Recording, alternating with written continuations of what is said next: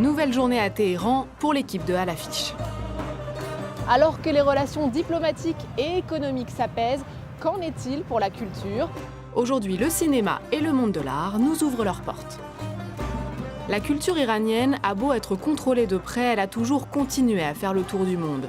Certains artistes en ont d'ailleurs payé le prix.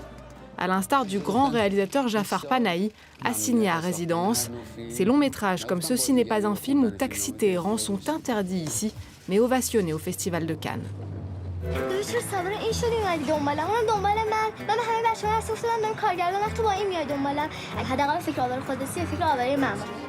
L'actrice Golshifteh Farahani, nouveau visage du cinéma d'auteur français, a elle dû fuir l'Iran après être apparue sans voile sur le tapis rouge du film Mensonge d'État.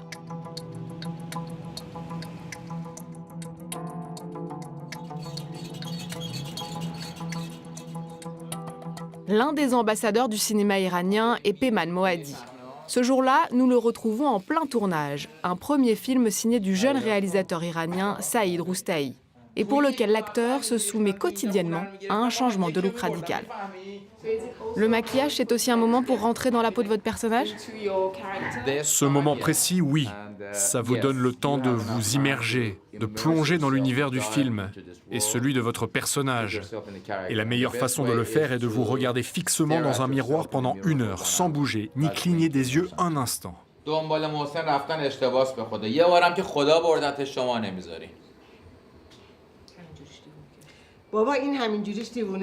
Peyman Moaadi incarne un ancien toxicomane prêt à tout pour sortir son frère de la drogue. Un sujet d'actualité en Iran où la toxicomanie est devenue un problème de santé publique.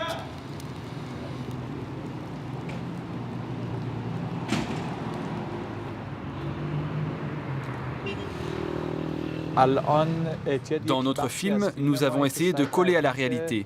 Ça, je ne l'ai pas vu dans d'autres films. Et non, la drogue n'est pas un sujet si compliqué à traiter. Dans le cinéma iranien, on en parle très facilement.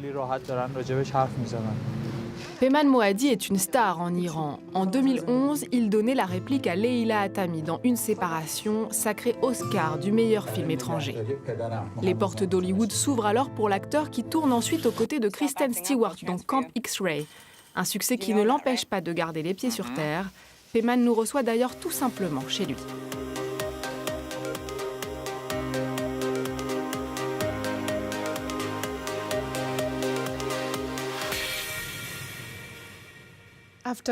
Grâce à votre performance dans Une séparation où vous jouiez Nader, vous avez remporté un ours d'argent au Festival de Berlin. Vous êtes allé jusqu'à Hollywood pour la cérémonie des Oscars. Qu'est-ce que ça représente pour vous ? À cet instant précis, vous pensez « Voilà, c'était le but de ma vie ». Mais une fois passé ce moment, vous avez envie d'encore plus grand. Ça ne veut pas dire de recevoir des prix encore plus prestigieux, mais de raconter encore plus d'histoires au public. Aujourd'hui, je suis une personne complètement différente, pas seulement après toutes ces récompenses, mais aussi après toutes ces années. J'ai fait 3 ou 4 films et j'ai eu de la chance qu'ils rencontrent tous beaucoup de succès. 471, the detainee. No one is going nowhere here. At least I'm not. Only things can change. You're not friendly with him? Et c'était le cas pour Camp X-Ray avec Kristen Stewart. Après ce film, vous auriez d'ailleurs pu rester à Hollywood. Vous avez décidé d'être acteur ici, en Iran. Pourquoi est-ce que c'est si important pour vous ? Vous semblez très attaché à votre pays. Est-ce que c'est aussi une façon de lutter contre tous les préjugés sur l'Iran qui existent en Occident ? Je ne suis pas en lutte. J'ai juste envie de clarifier les malentendus. Mais je fais la même chose avec les préjugés que certains Iraniens peuvent avoir sur l'Occident. Vous êtes aussi un scénariste et réalisateur. Vous sentez-vous libre d'écrire sur tous les sujets dans un pays aussi conservateur que l'Iran ? Je ne me souviens pas d'un seul projet, que ce soit en tant que scénariste, réalisateur ou acteur, pour lequel je n'ai pas eu de difficultés. Par exemple, un des films que j'ai fait a été interdit pendant 1 an et demi. Je me suis démené. J'ai réglé le problème. On ne peut rien faire ici sans l'autorisation du gouvernement. Et parfois, même avec sa permission, vous rencontrez des difficultés. Mais ce n'est pas quelque chose de nouveau pour nous. On s'y attend toujours. La censure n'est plus une chose importante pour nous. Si je ne suis pas autorisé à prendre tel chemin, j'en trouverai un autre, encore meilleur. C'est presque quelque chose qui vous fait avancer, vous force à être plus créatif. Oui, avancer et être plus créatif. Mais je ne veux pas défendre la censure. C'est la pire chose qui existe. La liberté d'expression est une des plus belles choses. Et elle devrait pouvoir exister pour tout le monde. Il semble que l'Iran soit peu à peu en train de s'ouvrir au reste du monde. Quel changement constatez-vous dans votre pays? Pour les gens à l'étranger, l'Iran semblait être un pays extrêmement fermé au reste du monde. Mais pour moi, ça n'a jamais été le cas. Il y a de tout dans ce pays. Il y a beaucoup de femmes actives. Il y a plus de femmes réalisatrices qu'ailleurs, par exemple. L'Iran n'est pas l'Arabie saoudite. C'est un pays où il y a beaucoup de liberté, mais avec des difficultés, sans aucun doute avec des difficultés. Nous espérons que ces obstacles disparaîtront dans les prochains mois ou années. Et je suis très optimiste. Ces portes qui s'ouvrent au reste du monde, encore plus qu'avant, c'est une belle opportunité.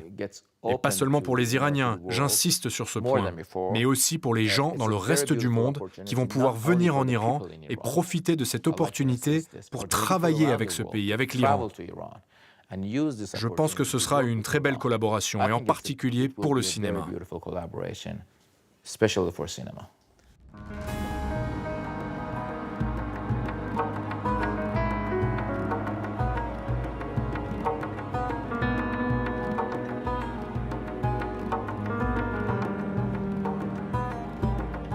La culture persane est ancestrale, un héritage millénaire enrichi au fil des siècles.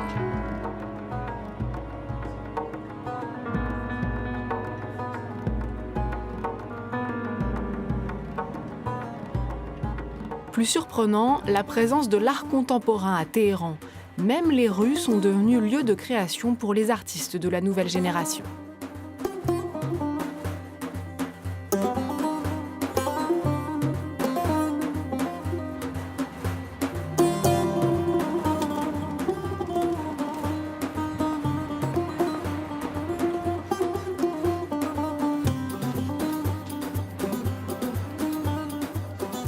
Oma, vous êtes artiste et on se trouve ici dans les jardins du musée d'art contemporain, on va aller le visiter. Est-ce que vous pouvez nous parler de cet endroit ? Il a été construit par l'un des architectes les plus célèbres d'Iran, Kamran Diba. Il dispose d'un fonds très riche composé d'œuvres iraniennes et étrangères, notamment achetées sous l'impulsion de l'ex-impératrice d'Iran, Farah Diba. La valeur de ce fonds est estimée entre 2,5 et 5 milliards de dollars.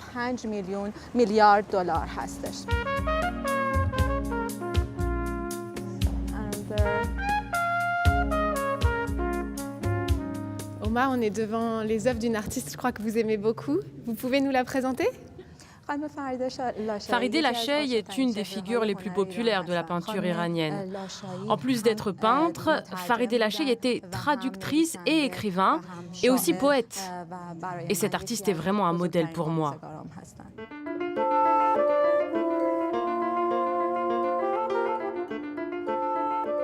Parmi ses influences, Omar Arkani cite également Dali ou Magritte. L'artiste iranienne peint depuis l'âge de 5 ans. Son travail, proche de celui des surréalistes, a déjà été exposé en Allemagne, en Belgique ou en Angleterre. Dans sa dernière série, elle revisite les célèbres tapis persans tout en questionnant des sujets qui lui sont chers et souvent tabous en Iran, comme la place des femmes dans la société.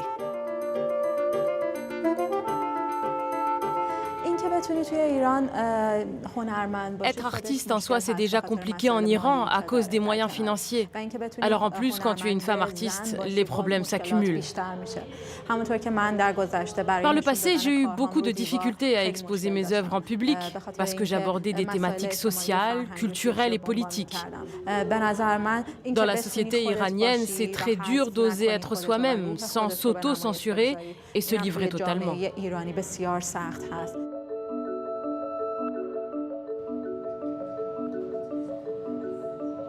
Une dizaine de chefs-d'œuvre occidentaux sont présentés dans l'exposition, un fait rarissime depuis 1979 et une occasion quasiment unique pour les Iraniens de venir admirer un Liechtenstein, un Warhol, un Francis Bacon ou un Rothko ici dans leur propre pays, car croyez-le ou non, mais d'habitude ces trésors sont conservés à l'abri des regards au sous-sol.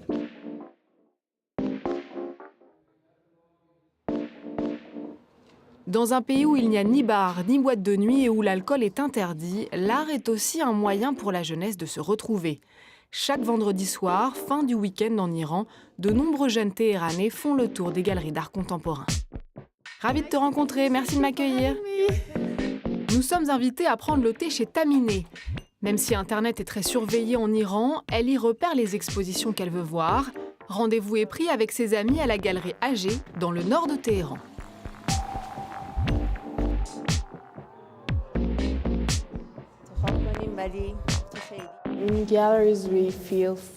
Dans les galeries, on se sent libre. En fait, c'est l'art qui nous fait nous sentir libres. C'est pourquoi tant de jeunes s'intéressent à l'art. Parce que ça leur permet d'avoir la liberté qu'ils n'ont pas la chance d'avoir dans leur vie réelle. Leur imagination est stimulée par l'art. Tamineh est photographe. Pouvoir admirer les clichés de Martin Parr ici à Téhéran est une chance inespérée. این فکر میکنم توی لاس وگاس هستش اینا ماشینای قمارن که آمریکایی‌ها خیلی علاقه زیادی بهشون دارن. L'artiste britannique n'a lui pas obtenu son visa pour assister au vernissage. Monter cette exposition n'a d'ailleurs pas été facile. Sélectionner les œuvres a été, je ne dirais pas difficile, mais compliqué, car une des meilleures parties du travail de Martin Parr a été réalisée à la plage. Donc, on a dû trouver des clichés qui n'offenseraient pas les lois de l'islam et les autorités.